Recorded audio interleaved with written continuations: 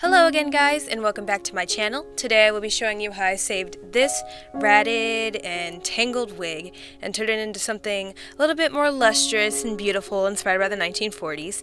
You can see how it started out. It's really tangled. It's been in storage for such a long time. So the first thing we're going to do is brush out all of the tangles starting from the bottom to the top. You kind of have to be heavy-handed when you're doing this. This is kind of a cheap wig though, so I didn't go as hard as like I would have on like a good wig.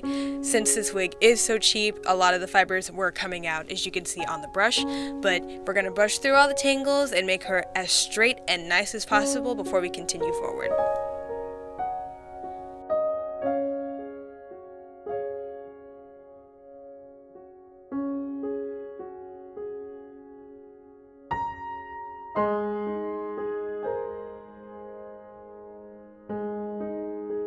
So next I'm sectioning off pieces of the hair and just rolling it up with my wire mesh rollers. This is going to give it a nice curl before I go in with the teasing. This is a technique that I learned from another great YouTuber. You should all go follow him. His name is Online Kind. He does a lot of great wig tutorials and makeup tutorials, and everything that I'm doing here is pretty much his technique. I just altered the way that I did the victory rolls, and I'm not going as heavy as I said because this wig is very not meant for heavy styling, I guess. So I'm just taking small sections because this wig is 100 centimeters. So I need to take really small sections, and I'm just rolling them up into rollers and making sure that they're not overlapping too much and that not too many flyaways are happening. But given how long the wig is and how uneven the fibers are, some flyaways are just gonna happen.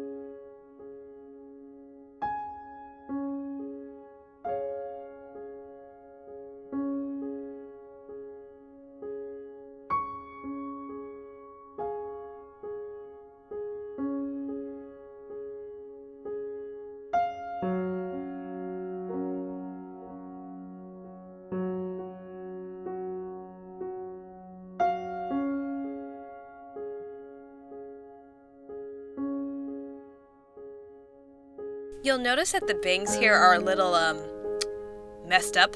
That's because I'm doing this on an old music stand of mine. I am a former orchestra student. I don't own a wig stand. I don't have the money really to own a wig stand.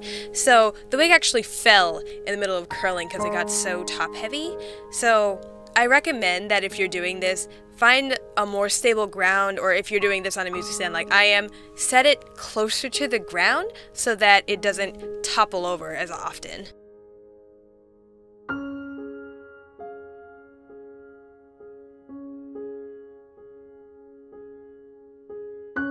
Once I was done putting it on my curlers, I moved on to the cooking step. The cooking step basically is you take a plastic bag and a clothes steamer, and you put the plastic bag over the wig and put the clothes steamer underneath it while it's going. That way you can steam the entire wig pretty much all at once and get a nice even coverage. The wig fibers will slightly melt under all the hot steam and become very malleable and give you some nice bouncy curls, as well as straighten out any other kinks that you have left. If there's still a little bit too much volume for you after you were combing it, they should straighten everything else out. Once the bag is hot to the touch, you can stop and leave it to cool, and once it's cooler to the touch, you can take it off and leave it to dry overnight. So moving on from that, the curls were ready to come down by now, but I wanted to work on the bangs while I had them sectioned off by themselves. I originally wanted to go for something that's kind of like a Betty bang, like how it has like the volume and everything with a small widow's peak. But you'll notice, even though I'm teasing the bangs, I'm going to try to curl them and hairspray them to try and get a nice quick curl in there, but the curls just didn't hold. So all I ended up with were some slightly poofy bangs with a nice kind of like V-shaped cut. And it's cute, it works, but I think it would look better with some Betty bangs. If you know how to do that, then please let me know. I'm definitely more of a seamstress than I am a hairdresser.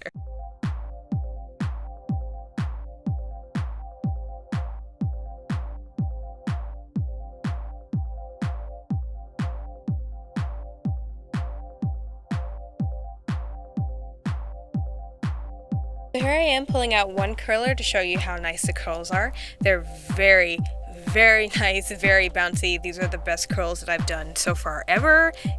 styling a cosplay wig pretty much ever, so I'm like slowly and like painfully lamenting the fact that I'm gonna be teasing this out to make it big, but I really wanted to have like a big like drag Blair St. Clair moment, even though I couldn't have the full fantasy with this kind of wig. So like I just said, I'm teasing the hair here. I'm just backcombing it in both directions, both over and under, to get as much volume at it as possible. Unfortunately, this is a very thin wig. I only paid like $15, $16 for it, so it's not optimal for heavy styling like this, and you'll notice a lot of gaps. But that didn't stop me. I kept trying to tease this thing, and you'll see how big it gets by the end of it.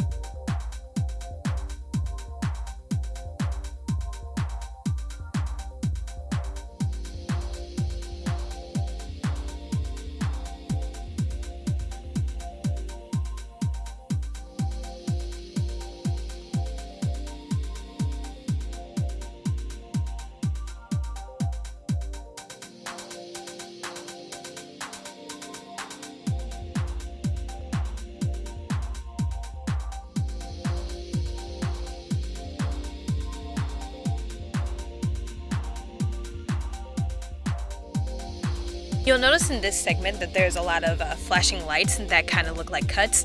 Our lights were actually going out because I live in the Midwest and we had this summer storm hit us and it knocked out our power for about 1.5 days. So the power completely went out in the middle of recording, but I didn't want to stop because I was on a roll, so I turned on my phone light and I kept teasing. Dedication, I guess, is what this is. It could also be idiocy, or, you know, just plain stubbornness. But yes, here I am working in the dark, still teasing, slowly getting colder in the basement where I'm working, but hotter upstairs, and it was just absolute madness, but this wig needed to be done, honey. So here I'm taking out the top third of the curls, and I'm teasing these a different way. I'm only doing the back combing on the front side, I guess, the side that's facing the crown of the head, because I will be brushing that together and then curling it inwards towards the crown. So I need the most volume to be right there, so that way it doesn't look like a rat's nest from the side angle, and also so that it has a little bit of lift and it'll be, you know, cartoonishly puffy and give me that perfect kind of like cartoony vintage silhouette that I'm going for.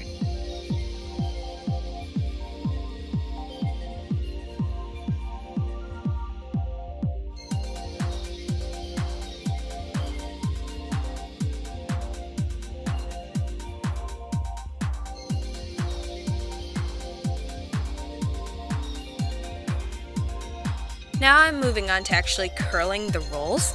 I struggled doing this quite a bit actually, because it just didn't want to curl right. I was using my hand at first, which I ended up doing in the end, but then I thought that was too small, so I tried my hairspray bottle, and that just didn't give me enough tension. The curl was too loose, and I knew I wouldn't be able to pin it down without like losing its shape. So I kept trying over and over again to curl it, and eventually I figured out how to do it with my hands, but had trouble doing it on the opposite end. So it was a lot of trial and error getting these things in, but they finally got in and they were pretty cute.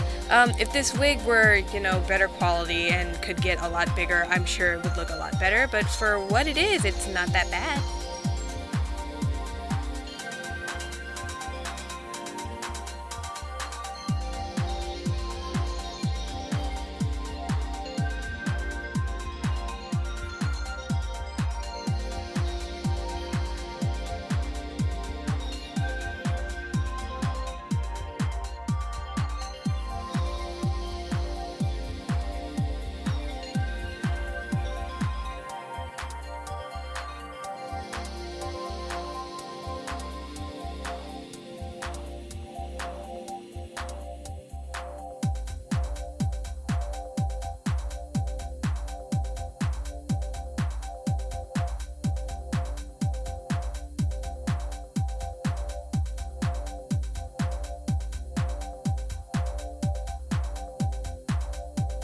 After pinning down the rolls, I blasted them with some hairspray and finished it all off with a cute little rose clip because, you know, poison ivy, roses, plants. It's really the most basic choice, but I thought it was cute. So here's a before, just pulled out of storage, still kind of tangled from the last time I wore her.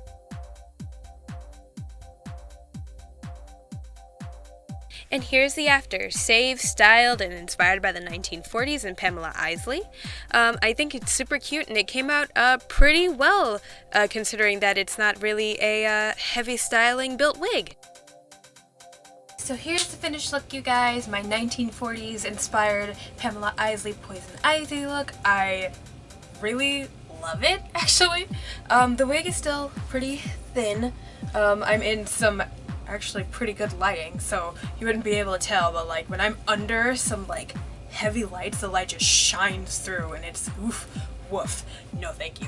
But yeah, I really like it actually. I probably wouldn't wear it anywhere just cause probably wouldn't last all day, but for selfies and maybe a few photo shoots, I think it's perfect. And I feel like a proper 1940s lady with my long hair and my victory rolls and my nipped in waist, making it hard to breathe. I'm really hungry.